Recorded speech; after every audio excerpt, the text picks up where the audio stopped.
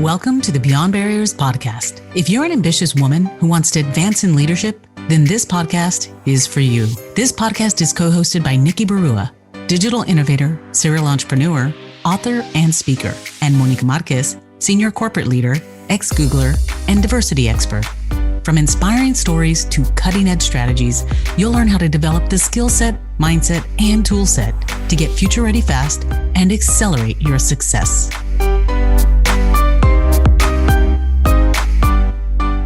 Hi, I'm Nikki Barua, your host for this episode.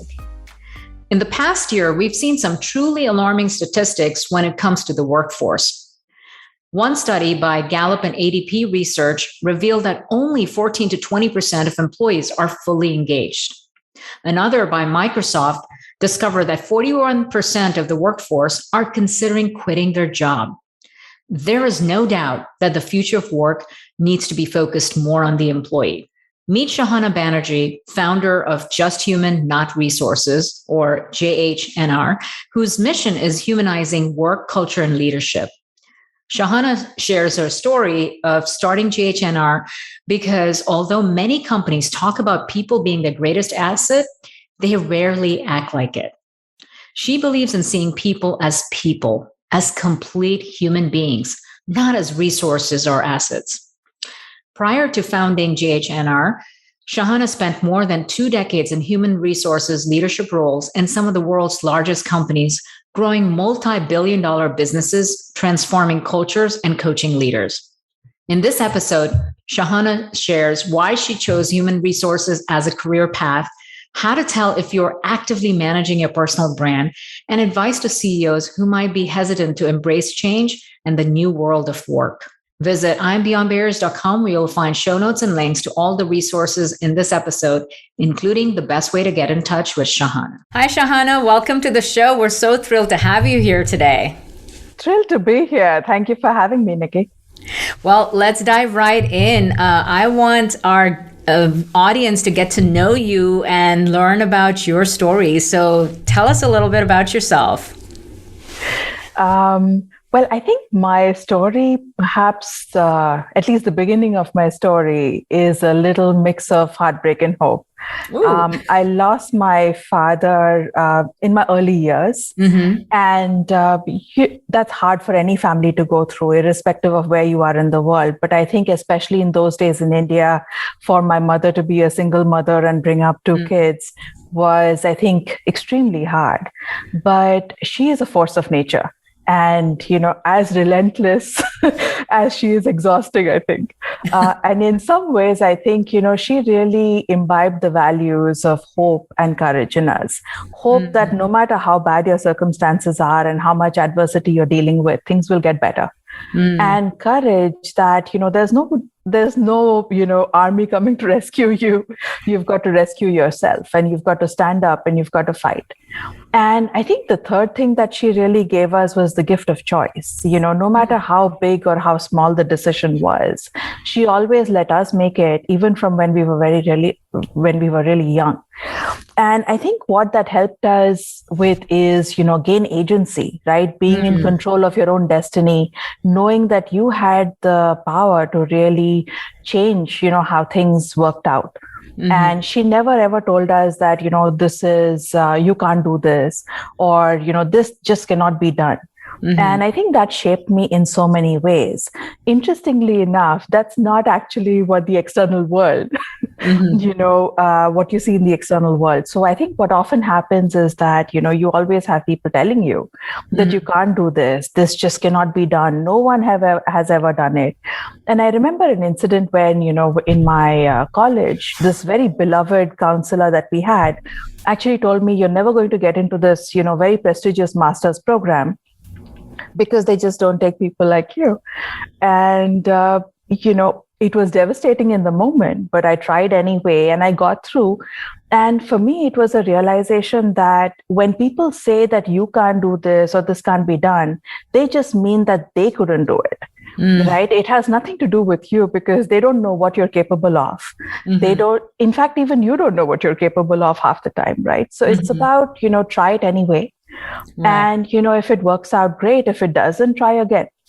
And so somewhere I think that's really determined and defined a lot of my choices in life, whether it is my profession where, no 2 days are ever alike because of the profession I chose, or, whether it is in terms of being the only in so many rooms that I have been in, or whether it is, the many, many, many first evers in my career, including being the first ever woman in an organization who was hired in 53 years of that organization's existence, where there were almost 3,000 men in that particular organization, or whether it was the first ever employee of, a complex acquisition where I was mandated to drive integration. So I think, some of those have really been moments of, exciting moments. And, how I define exciting is equally fun and frustrating, but, fulfilling, for sure. Yeah. That's so fascinating to see how your mom's wisdom and guidance has shaped so much, knowing your journey and seeing, all of the things. It really speaks to hope and courage and agency, and to find your own path and doing that. And you continue to do that still as you're charting your own path. But let's go back to the start of your career. One of the things that we find that so many women struggle with is clarity. There's an interesting research report that speaks to only 15% of women have career clarity. And if you don't know what you want, and you don't really have hopes of getting there without that clarity. And it's true at the early stages as they're launching the careers, to mid-career trying to figure out what next, or sometimes even at experience levels figuring out where to go from there. Tell us a little bit about, how you gained clarity, and how you might have helped other people. What advice would you give to someone who's struggling to gain clarity on what is their path or their purpose, and what has been the guiding principles that you've applied in that? Yeah, that's a great question. And, as I think of perhaps my journey, my initial decision to pursue, human resources really came out of my passion for both economics and psychology, and not actually finding a way to merge the two in any profession at all. And so I think it's sort of, just trying to be mindful of what you truly enjoy. Right. And making a career out of it is perhaps the best advice, that I've received and that, I share. I think the challenge comes when you enter an organization and you have to figure out how do you chart your career path. And I think there are two different schools of thought, and I certainly have a bias for one. The first is, you look at your career as a vertical ladder, right? So you have an end destination in mind, and, you sort of, trudge away in, going from one position to the next, to a higher position to a higher position, right? I think there are pros and cons, right? I think the pros are that you really, blaze through, in terms of, where you wanted to get to. I think the cons are that that road may be way too crowded. And second, I think, is that when you reach the top, do you have enough diversity of experiences that mirrors the complexity of the world that you're going to be dealing with? And therefore, even if you reach the top, will you be able to stay there? I think is the question that you deal with, right? The second, I think, career path, I call it a string of pearls. I think, in a gender neutral way, maybe it's a choose your own adventure career path, which is, chase fun and excitement and find roles that really speak to you, that are, I have a passion for roles that are impossible. And, it's when it seems like an unyielding, really difficult, the complexity of it, the difficulty of it, the fact that, the dysfunction of it, frankly, right? Those are the roles that I get really inspired by and motivated to make a difference. And you can see your fingerprints on that from Mars, if you had to. And I think those are the kind of roles that have really sort of interested me.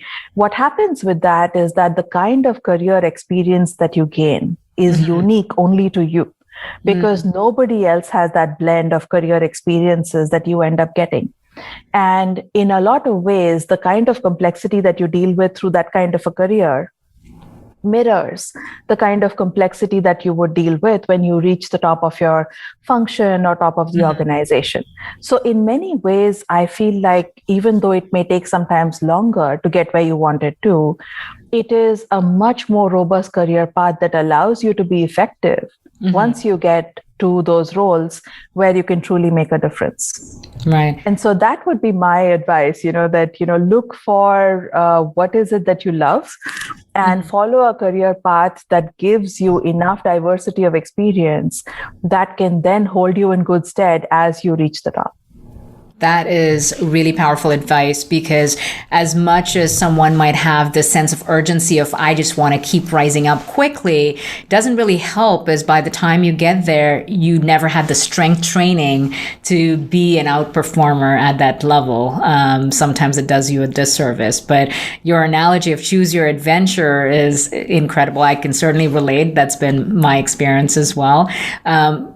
And what you're sharing is that it gives you this unique resume, this unique set of experiences that actually differentiates you and therefore makes you more valuable and more marketable, because you're not like everybody else. Right. And that is really the foundation of your personal brand as well, because without that clarity of what you stand for, what is it that is your unique perspective, it's very hard to be differentiated or seen or considered for the most interesting roles that are out there.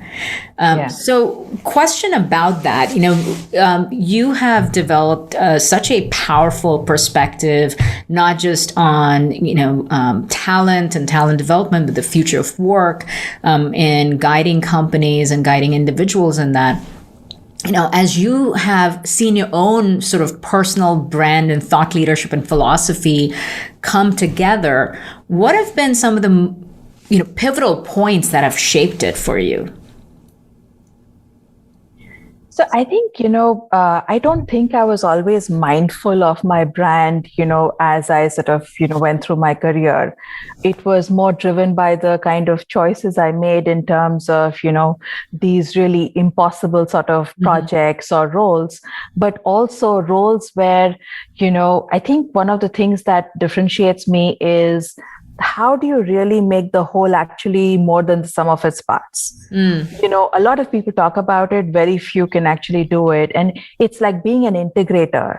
And in our polarized world today, where everyone seems to be comfortable retreating to their corner and digging in their heels, I think it's even more important to have people who can find common ground and who can get people to actually work together to do something truly remarkable.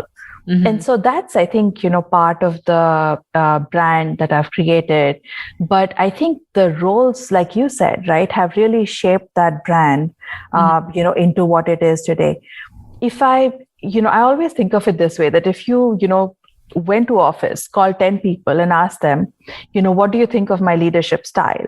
Will they have the same answer, right? Because if they have the same answer, it does mean that you're actively managing your brand. Or will they have very different things to say?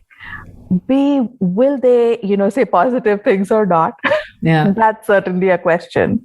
And third is that, will different people think of it differently? Because then it means perhaps you're not consistent in the way that you show up, right? And you can only build a brand when you show up consistently across, multiple scenarios, meetings, interactions, whatever it may be. And so I think that is really the core of building the brand. And, I think part of the brand is really being clear about your purpose. Clarity of purpose really has the power to propel you and liberate you in so many ways. And so I feel like the, questions that I've asked myself are really about, the first is just who I am and, what's at the core of who I am, right? The second is certainly what are my strengths? What do people always come to you for? What is really your superpower? And the third is perhaps a little bit of what's unique about you. What's your unique selling proposition that differentiates you from everyone else who's your peer? And how relevant is that uniqueness in today's context? So if it is, for example, being an integrator, that is certainly relevant in today's context where, it is hard to find people who are integrators. And so those are, I think, the kind of questions. And the fifth one I always ask myself is, what can I not live without? In my early days, I think, as an introvert, I found it quite okay to not have a team. But I think as I've grown in my career, I've realized that is something that is so important for me to have, be able to feed off the energy of the team, to really, I find it very fulfilling to see my team blossom and grow. So those are, I think, how also my perspective has changed over the years in terms of what's truly important. Right.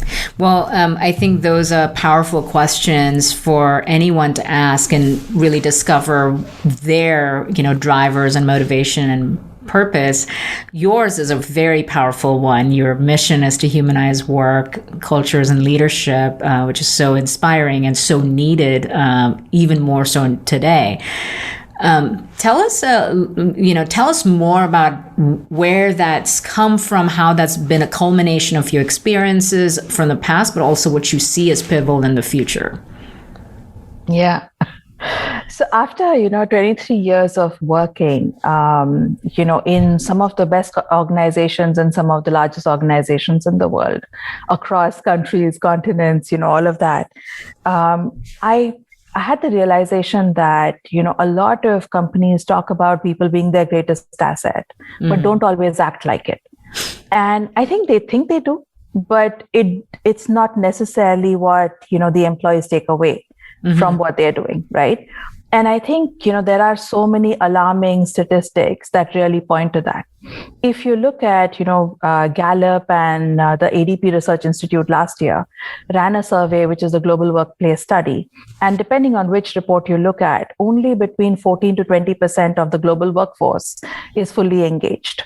Wow. Only about 15% of the global workforce is actually truly highly resilient.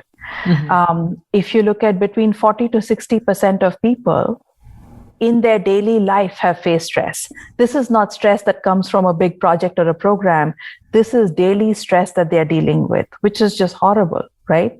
When you look at, where is our leadership in all of this? That statistic is even more worrying because you have a monster poll that ran in 2018 that tells us that 76% of US workers, for example, think that either they have currently or they have recently had a toxic boss, right? You have 84% in an SHRM study last year that said that poorly trained managers cause increased stress and, increased workload. And 50% people feel that they would be better and they would perform better if only their managers were better trained. So clearly, something in our world of work is broken, right? Couple that with, the statistics that WHO and ILO, International Labour Organization, release, which talks about how long working hours have really been correlated to high risk of heart disease and stroke, 35% risk of stroke. That's just crazy. So in some ways, if we say that people are our greatest asset, how can we not be doing better on some of these areas, right? Now, obviously, this is a big thing to crack. Right. And I truly believe that, no company, country, university is going to be able to crack this on its own. You really need a movement where people come together across boundaries to be able to work on this because it's the right thing to do for people to realize, and be the best version of themselves, right? We are not set up at work to help people be the best they can be. And how can we actually make that transition over to help people be the best they can be is really the, problem that we are trying to grapple with in my organization, Just Human, Not Resources. And obviously this is too big a problem and, we are sort of starting small. But there are two things that we're doing. The first is, is there a way that we can empower people, right, to continue their learning in a way that, helps them be better leaders, for example. And so one of the first things we have done there is actually released our, how to be an inclusive leader toolkit. This is like 60, slides of really high quality content, best practices from inclusive leaders that anyone can really look at to be able to improve themselves. And these are small things that you can do that integrate into your daily life that helps you be better as a leader and bring the best out of your people. The second is this whole return to work debate, right? Which is, companies and employees seem to be on two different pages of two completely different books. Yes. It's fascinating to see the surveys. I mean, they're literally polar opposites of what they're seeing, thinking, and believing. They are. And it's amazing because on one hand, people have had an aha moment. They have really had reflections in the last year. And those reflections have been about what is their purpose? How does work truly integrate into their lives? How can they be the best they can be at work and in their lives, right? And, how can they do more of what they love and less of what they absolutely hate? Whether it is, mindless meetings, crazy matrices, pointless processes, whatever it is, how can they do less of that and spend more of their time and get better value out of their time? So that's what people are thinking about when they are thinking that, companies really need to reimagine the way work happens, right? On the other hand, companies just seem to want to go back to things as they were before the pandemic. So, they just want to, return to normal. Return to normal. What was normal anyway, and was normal working? Yeah. I don't think they're asking those questions. They are, in this whole trend of wanting to get back to the office. And I think we are also seeing very different reactions, right? You have some companies that are just stuck in the past. They just, they believe there is no case for change. They have no desire to change, and they just want to come back to the office. And, they're creating these large events where people can get back. You have others who see some conversation about change, don't see the need why they should change, and they're just reluctant. Right. And then you have, the baby steppers and the pioneers who at least they are seeing some degree of need for change, and they are trying to get out of their comfort zone. But they're having hits and misses, right, as they are trying to get out of their comfort zone. But even the best organizations who are truly moving the needle aren't really thinking of it holistically as an ecosystem. They are still thinking of it very piecemeal as just flexibility, right? They're not thinking of A, the ecosystem that enables flexibility, but B, the much larger ecosystem that is about the world of work and whether that is working for people or not. Right? And how can we truly improve the world of work? And that has so many different components to it, right? That is about structures, policies, procedures. That is about, how can we help the employee be the best they can be? And what are some of those things that are needed for that to happen? Right. You've painted such a vivid picture at a macro level about the complexities that we're already facing today, as that frankly have existed for decades in the past. But I think the impact of the pandemic really surfaced a lot of these issues and made them more intense. But I want to paint a scenario for you to comment on. On one hand, you've got companies that are really don't see a case for change and just want to go back to the way things were. And on the other hand, are employees that may be concerned about job security, stability, income, and despite their desire for flexibility, may not have as many options, to choose from.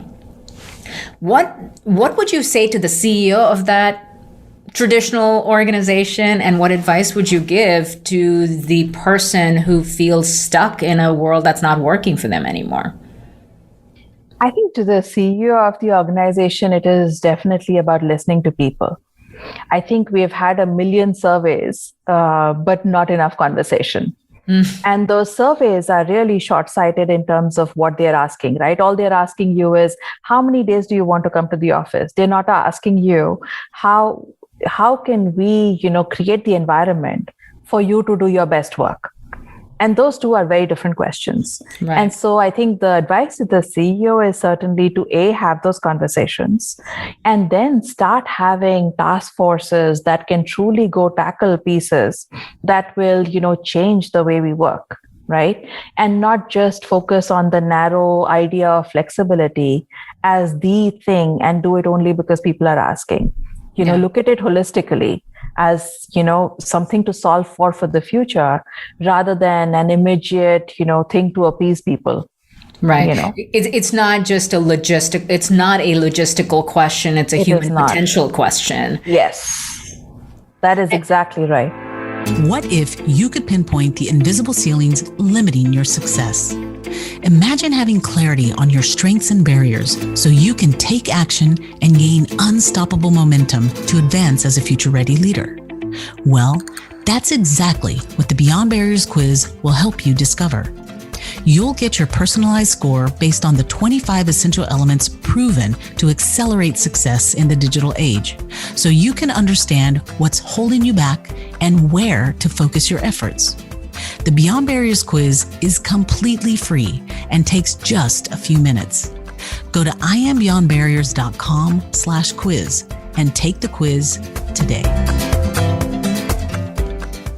And so for let's say it's a young mom that's already kind of doing double duty, trying to manage her career and home and all of that, and she's on the verge of burnout, but she can't just quit her job and move somewhere. How does she find her way? How does she kind of navigate through that situation? I think that's a really difficult one. And a lot of people are in that circumstance, There is certainly the great resignation coming where 40% of employees are actually talking about the fact that they would leave if their employers were not really making a change to the way we work. But for a mom who is, either trying to get back to the workforce or is in a difficult situation, I think, the question is, what are the options? Mm-hmm. If you look at the job market today, it is on a high, right? Because the number of jobs that are, really coming up are significant. And so the advice would be that if you have to make a compromise in the short term, right, because you need that financial security, maybe you're the only bread earner.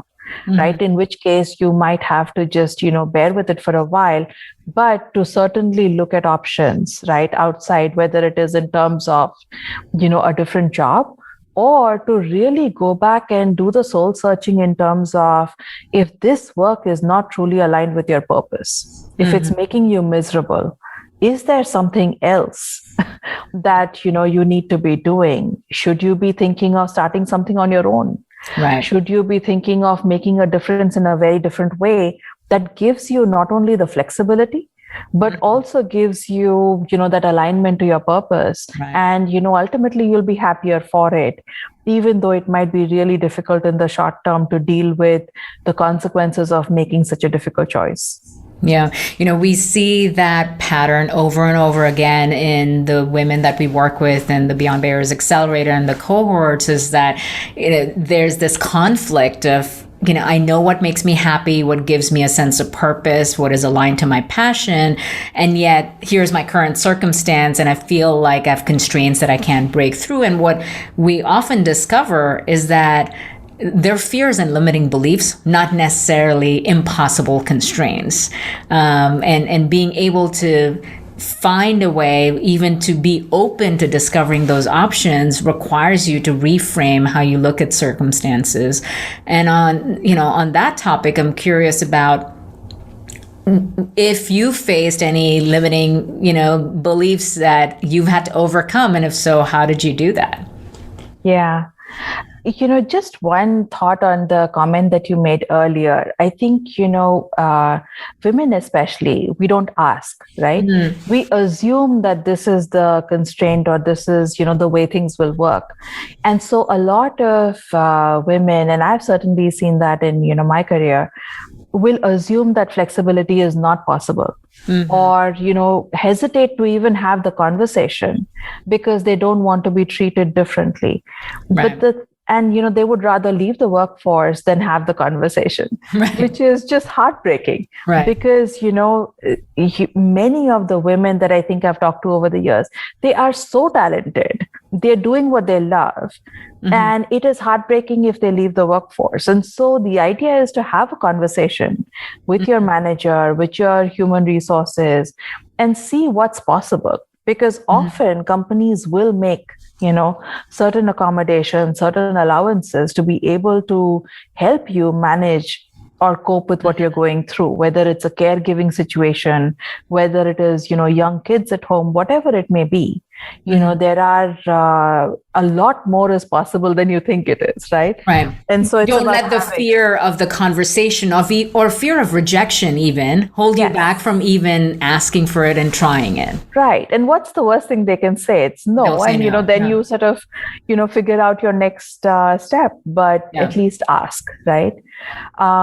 If I look at the limiting beliefs that perhaps have not necessarily held me back, but that I've had to deal with in my career, I've certainly had my share of imposter syndrome. And being an introvert, I think, just compounded it further because, as an introvert in an extroverted world, in an extroverted company many times, and in certainly a very extroverted function, I think it was always challenging, right, to find exactly the right fit. And I think, the thing about imposter syndrome that I realized, and I think it's helped me really move forward, is that at the heart of imposter syndrome is the question, am I good enough? And do I deserve to be here? Those are the questions you're always circling around, right? And as I reached for, and I've coached, hundreds of female leaders as well in my career. And, there are also male leaders who sometimes go through imposter syndrome and the feelings of insecurity that come from imposter syndrome. And I've realized that a lot of the, information out there is so limited, right? Because they only deal with basically, advice that is about dealing with it on the inside, right? So it is all about fake it till you make it, look at your emotions, separate your emotions from fact, and, all those kind of pieces of advice that are worthwhile, but I think they are quite unhelpful. Because at the end of the day, right, if you look at any female leader who's really made it, they have really delivered breakthrough results despite all of their limiting beliefs. And how they have done that is by adopting coping strategies. So the real question, right, to me is, the coping strategies that we use, what are the coping strategies that the best use versus the worst, right? What are the coping strategies that are actually working for us? And what are the coping strategies that are holding us back? And, I'll give you an example, because when we have imposter syndrome, we think we are the only ones who see it, but that's not actually true. People at your workplace, right, can see it because or sense it because it shows up in your coping strategy behaviors, right? And so one of the examples of perhaps not a good coping strategy is that sometimes women, who are in the throes of that insecurity can really be a very command and control sort of a leader, right? They try to feel more secure by having control. And so they can have behaviors that range from surrounding themselves with allies or yes people. It could be, trying to divide and conquer in the team, because rather than the team be a network, they would much rather have the team be a hub and spoke where they are the center, right, of the team and everything goes through them. They can become the bottleneck. And so those are the kind of behaviors that you see and what this leader is going through. And the heartbreaking thing of it is that I think the leader thinks they are in control when they're actually not. So much of this coping strategies that especially women use to deal with imposter syndrome, we use it often in our daily life, but we are so unaware of why these behaviors are being triggered. And having that, having the self-awareness to really figure out if the coping strategy we are using at work is working or not is really critical. the flip side of it, right? You may still have imposter syndrome, but if you are able to, I've seen some of the best leaders do this, really channel their focus and energy into the purpose. And, having their team rally behind a purpose, trust their team. And that can truly be liberating because you are, not focused so much on yourself, your beliefs, your limitations, how you are showing up, whether you did a good job or not. You are focused on really delivering something that is making a difference in the world. And that, I think is liberating in so many ways. So I have found that, the more constructive coping strategies I use, right, the more it helps me really come out of, feeling like the imposter, because then I can see the product of, the work that we are doing together and the value that we're creating. And there's no better way to build true inner confidence than having evidence of success. Right. So your accomplishments and your success will fuel that inner belief instead of questioning, am I good enough, to know that, yes, you are, you have all of this evidence. That's a powerful way of framing it as coping strategies. What are some other, specific constructive coping strategies that you've observed in the best leaders?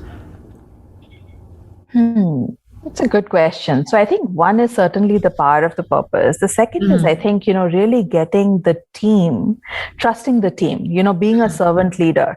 So you are in service of something. I have found personally that when I'm thinking about, for example, a great presentation and how I show up, how I'm building it, I am so self-conscious that is, that destroys, the confidence. Whereas if I'm focused on my team, I can fight any battle.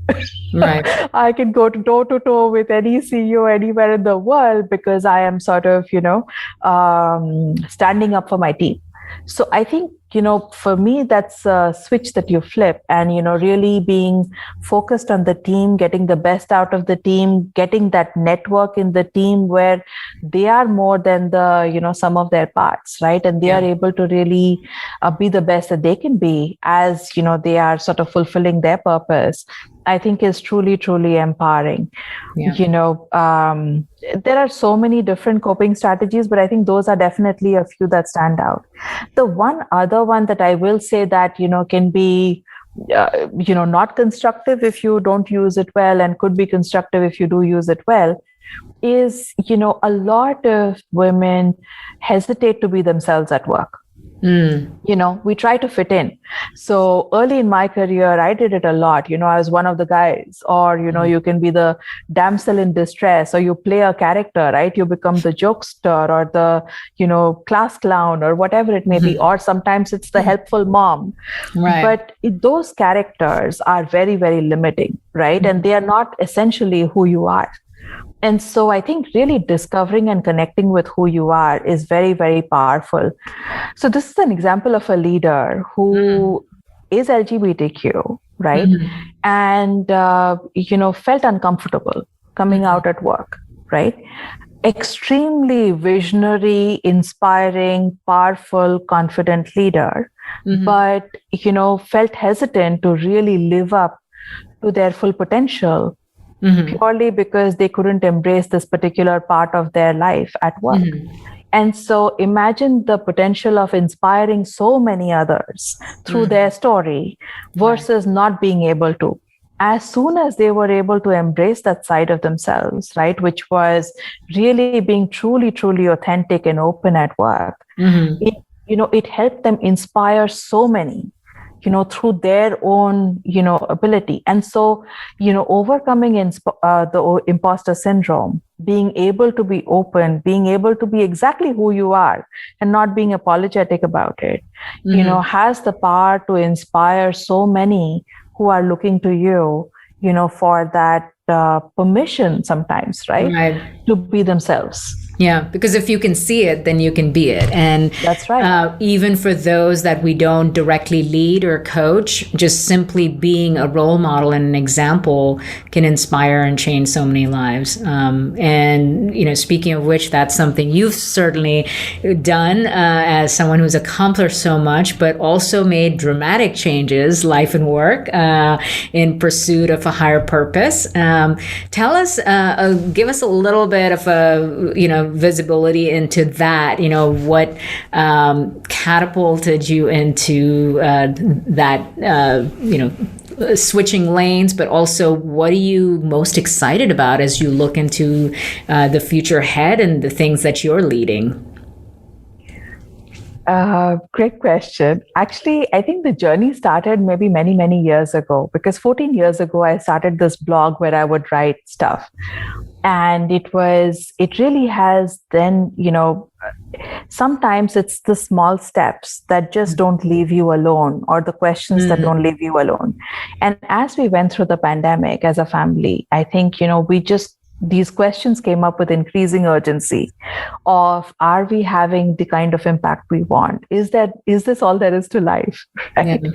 If we don't, do this now, when are we going to do it? Will we always regret if we don't, take the step now? And, are we always going to ask ourselves, what if we don't take this step? So essentially, we have jumped off a cliff without a parachute. Welcome to entrepreneurship. I never thought I was going to be an entrepreneur by any stretch of imagination. But I think it's just that the living our purpose, I think, became much more important than ever before. Right. And so we started this organization, Just Human, Not Resources, which is all Love about... the name, by the way. Thank you. Which is about seeing people as people at work, right? And it's about humanizing work, cultures, and leadership.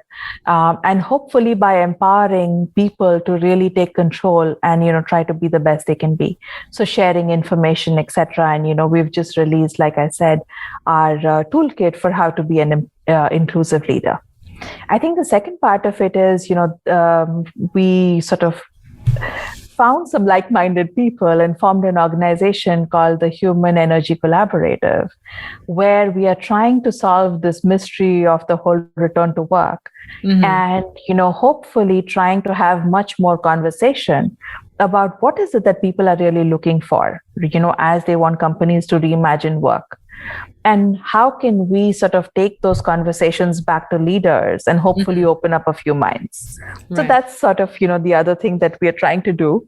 Early days, we'll see what comes out of it.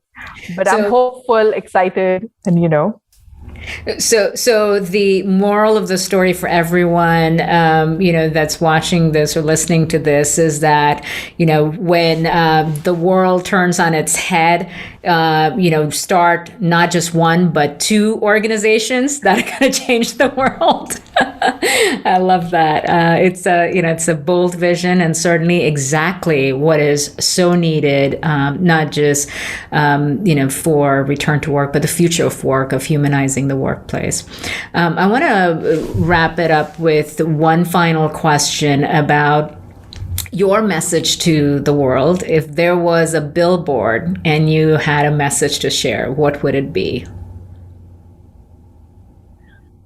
Well, I think the message is that, life is too short to not be the best you can be. And if you are in a relationship, in a company, in a work environment that is not helping you be the best you can be, it's really time to think about doing something different. That's life lessons to live by, and certainly great wisdom.